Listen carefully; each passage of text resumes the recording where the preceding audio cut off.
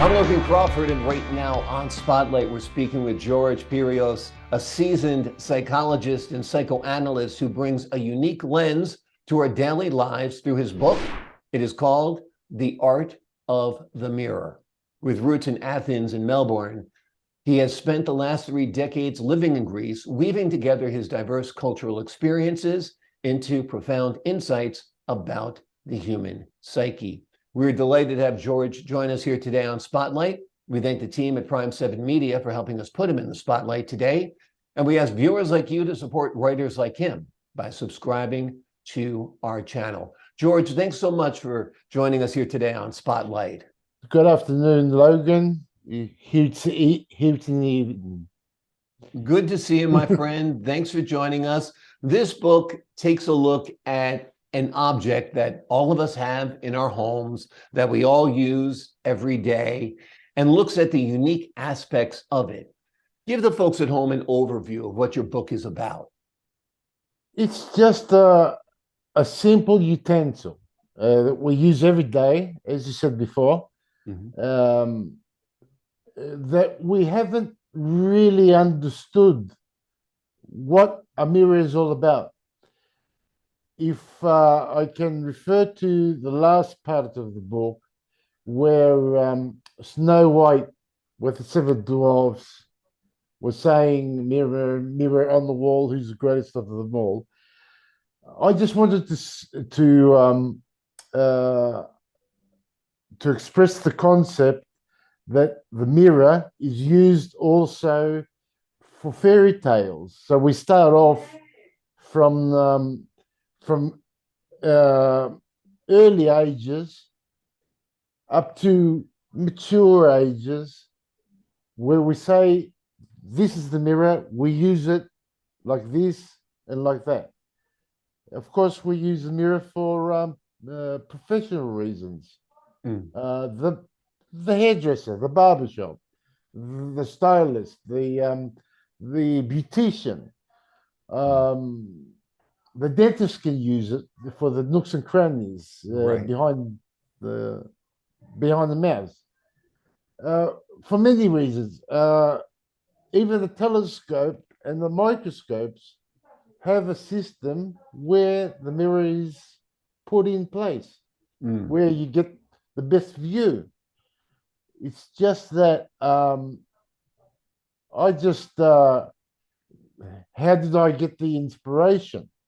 One day I was just looking at myself at the mirror, and I was starting my conversation. I always do a conversation like that. And I said, what the bloody hell are you doing like this? I was just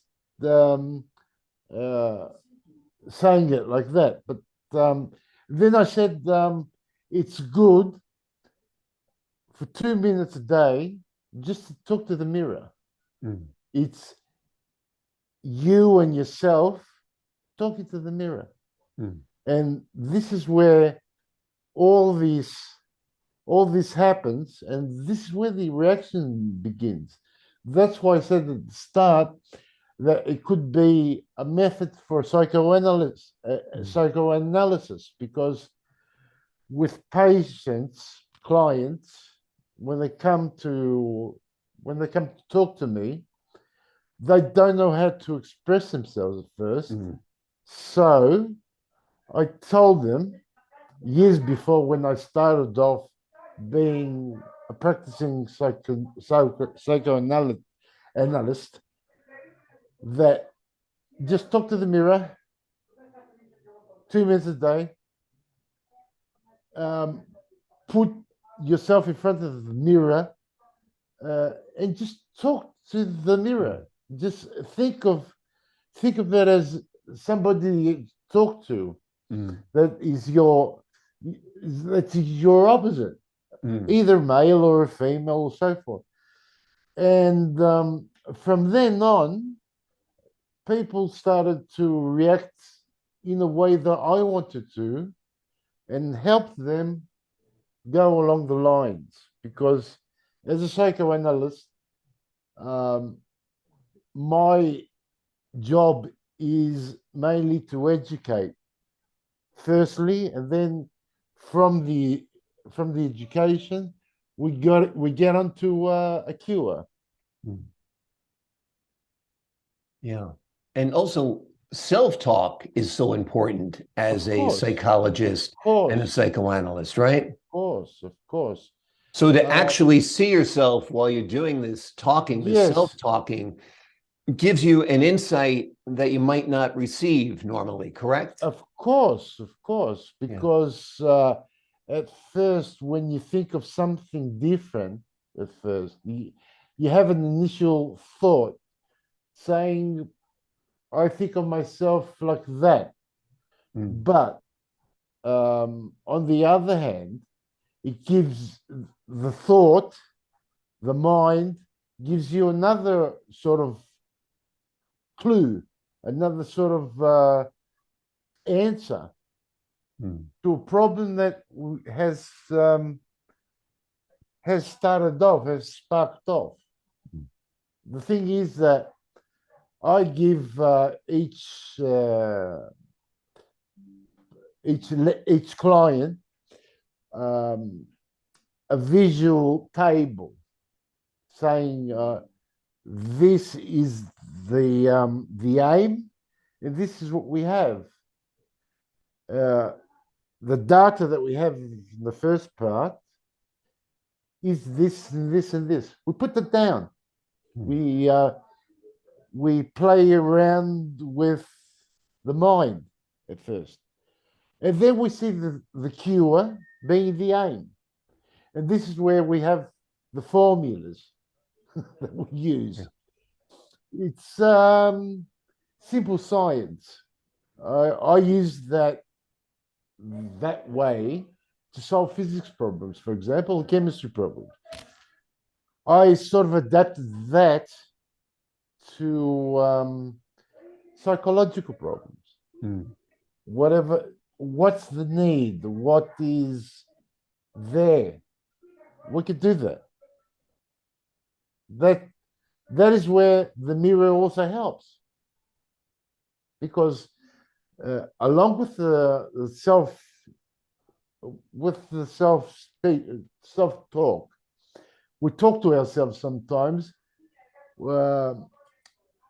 People may misunderstand us, and they say, "Oh, this guy's crazy. This guy's a lunatic," because you see a lot of people in the road, in the streets, just walking and talking to themselves. I'm looking on the other side, saying, "Oh, this guy has an issue." I actually do it myself, but I try to avoid the crowd because that sort of helps me more to think. My usual procedure is a 5 kilometer walk in the afternoon, and they say, "What's up today?" And I go, "Oh, I have to write up my second book. What am I going to do? What am I going to start? How am I going to start with it?" Being relative to writing books. But before that, that's where the mirror came out, because I said, this is a subject that is not being discussed before, or it's something that hasn't been used, hasn't been discussed, hasn't been written. Pardon me. But apart from that, I saw that the all the things that mirror gives you is infinite. You may put down a couple of things, but the feeling is infinite. That's how you grasp things, and you put them down, and you put them in order. You put them into a regime, you put them into a procedure, so things work out. Absolutely. It's an amazing book. It is called The Art of the Mirror. It will help you understand even better the concept of self-awareness and how mirrors can help us better understand ourselves.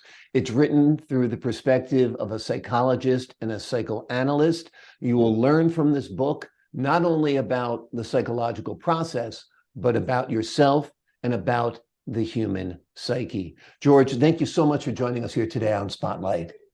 Yeah, it was a pleasure talking to you, Logan.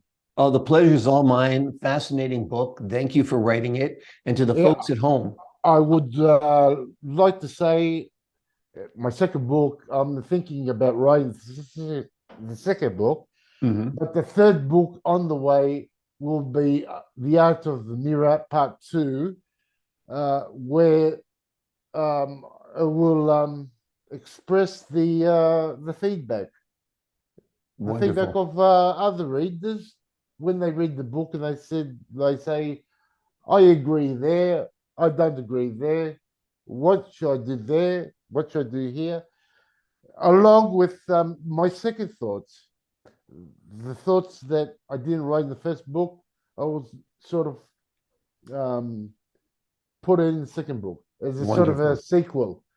Wonderful. But not yet, not yet.